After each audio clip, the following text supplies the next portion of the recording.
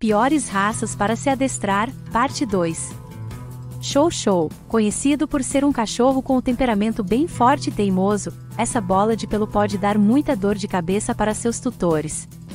Mesmo sendo fiel ao seu dono, pode se tornar um cachorro desobediente. É uma raça bem sensível ao estresse, ainda mais quando filhotes.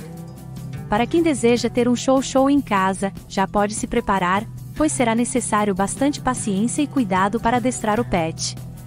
Mas mesmo tendo essa fama, quando adestrado da forma correta pode se tornar um companheiro e tanto.